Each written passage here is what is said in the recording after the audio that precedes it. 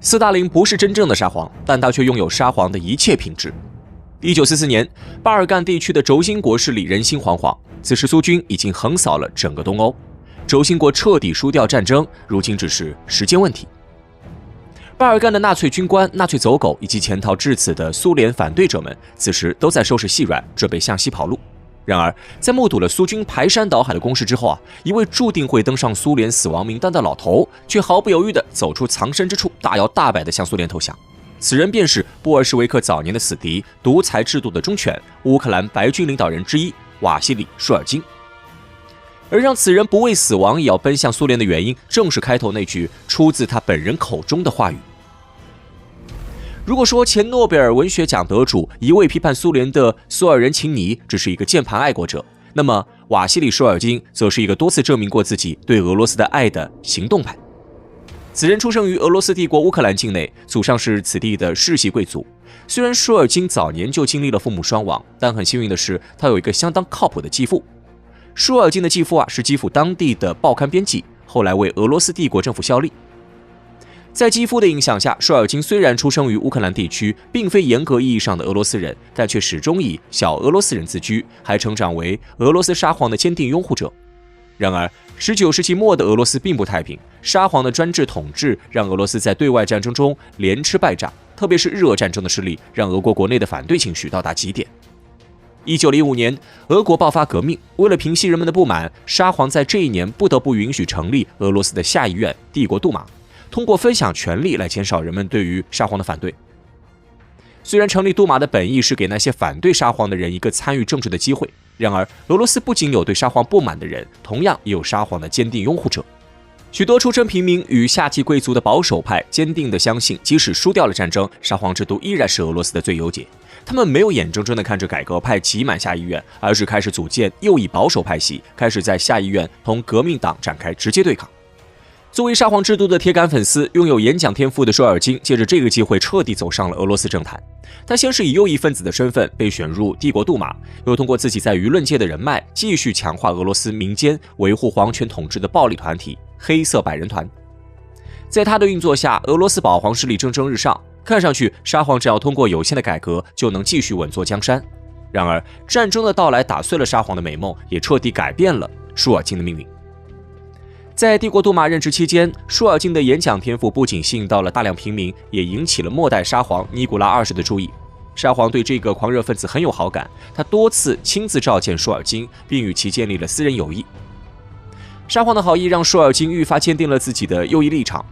1914年第一次世界大战爆发，舒尔金立即认定这是自己报效朝廷的机会，他丢下了在帝国杜马的职务，主动申请以下层军官身份前往东线服役，不知道是幸运还是不幸运。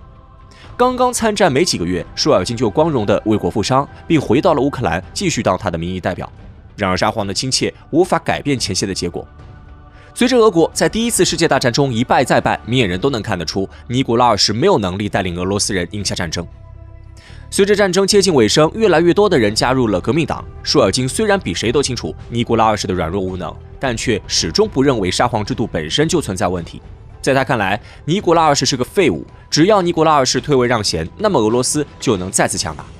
于是他迅速聚集起一个派系，并联合了当时的帝国杜马主席、十月党政治家古切科夫，试图劝说沙皇退位，并围绕其弟弟米哈伊尔大公建立一个君主立宪性质的新政府。而此时的沙皇已经被恐惧笼罩。当舒尔金找上门来的时候，他不仅没有把对方当成自己的敌人，反而认为这个忠心耿耿的仆人是自己的救命稻草。尼古拉二世听到舒尔金的方案之后，果断地放弃了皇位。不过，就在舒尔金等人做着拥立新沙皇的美梦时，米哈伊尔大公本人却相当清醒。他知道，随着战争的失利，沙皇已经成为了众矢之的，拥立新沙皇只是这些铁杆皇俄自欺欺人的招数。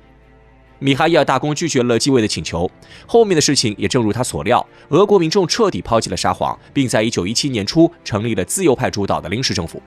但是布尔什维克并不能接受自由派的临时政府，于是，在同年年底发动十月革命，武装夺取了俄罗斯政权。此时的舒尔金虽然没了自己的沙皇，但他骨子里依然是一个彻头彻尾的俄罗斯民族主义者。他在目睹了1917年的一系列政治变故之后，他偷偷回到了家乡乌克兰，并凭借自己在圣彼得堡积累下的声望与人脉，开始在乌克兰地区召集白军对抗布尔什维克政府。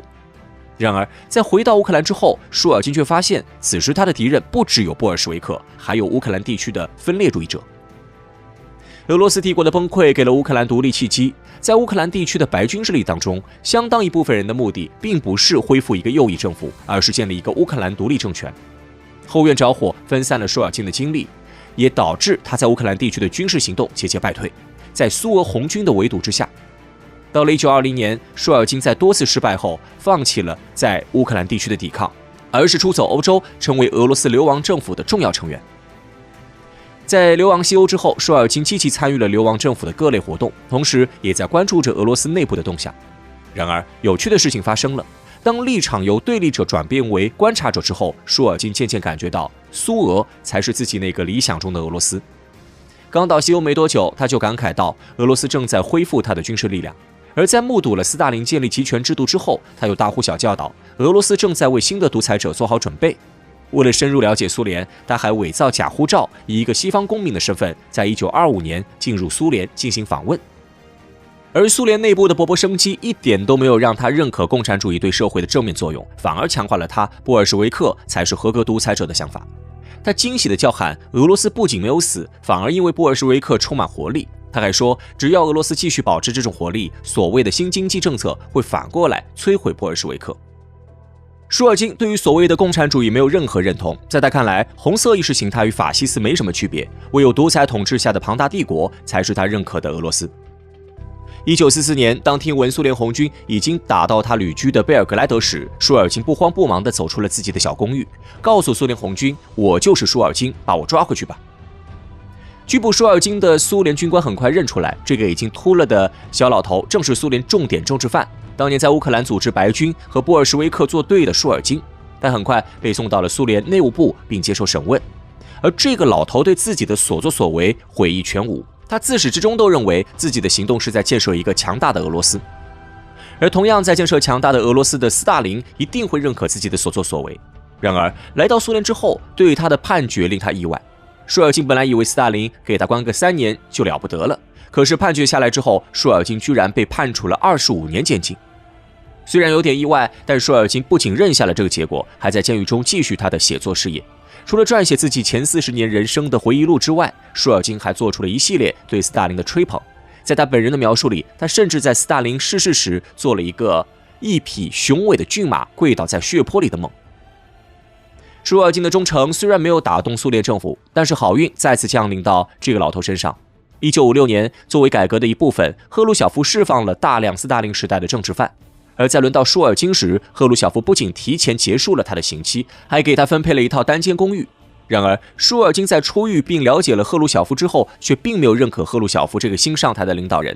不过，对于赫鲁晓夫而言，舒尔金的成功改造可以作为他统治成功的证明。舒尔金不仅获得了极其惬意的退休生活，还在苏共22大期间达成了一项罕见成就，有幸参与苏共大会的前俄帝国杜马成员。